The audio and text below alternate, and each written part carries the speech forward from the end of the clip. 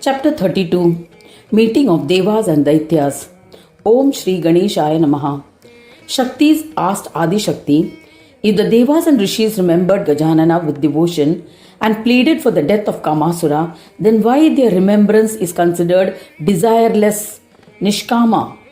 Adi Shakti replied, O Shaktis, I shall elucidate the Sakama with desires and Nishkama without desires path of Bhakti to clarify your doubts. Please listen attentively.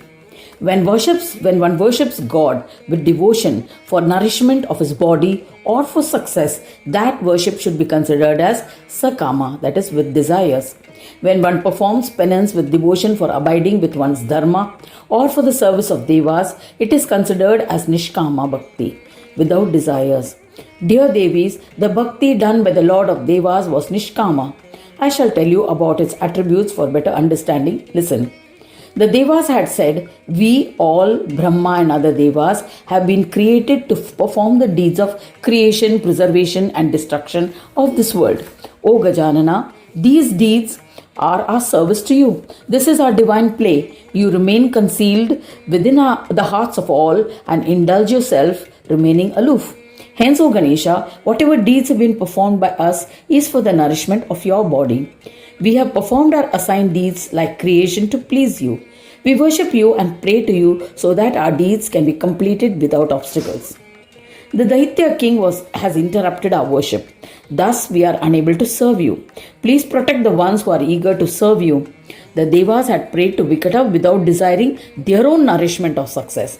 This act of observing their dharma, performing deeds for doing their duties towards Dundi, should be considered as Nishkama Bhakti.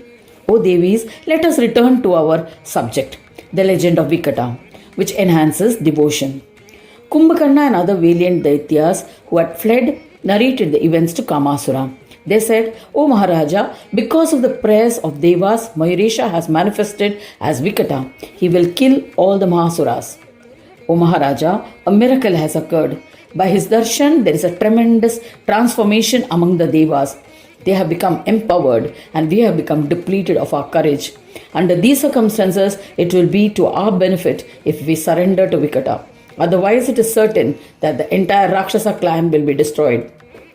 Listening to the advice of Kumbhakarna, Bali was enraged and admonishing him before the assembly, he said, Why are you talking foolishly and like a coward? Who can match the storm named Kamasura? Hearing the words of Bali, the valiant Kamasura said with a heavy heart, The celestial announcement has proved true. My foe has arrived. Either I shall kill him or I shall be killed. Hearing Kamasura, an asura named Durmada spoke with words of wisdom and valor. He said, Kumbhakarna has seen Vikata, but remember that he is subject to birth and death. O wise Maharaj, it has been mentioned in the Vedas that whatever is visible is subject to destruction. You cannot be killed because of the boons you've been granted. O Rajendra, do not worry, we shall kill your enemy and become victorious. O Maharaja, we are servants at your feet. Command us, and with our capacity to destroy the Devas. The Devas have resorted to Maya and created the celestial announcement to frighten us. They have also created Vikata through Maya to destroy the confidence of Daityas and Rakshasas.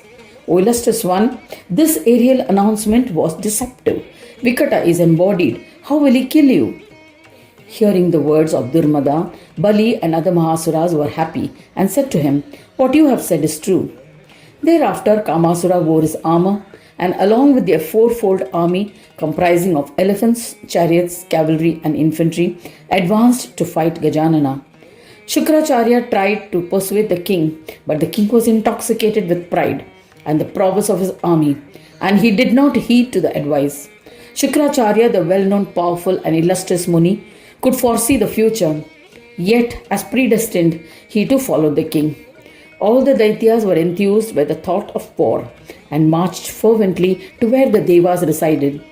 Thus ends the 32nd chapter, titled Meeting of Devas and Daityas in the 6th Khand of the Purana Upanishad, Srimad Mudgal Puran, describing the legends of Vikata. Dedicated to Shri Gajanana. End of chapter 32.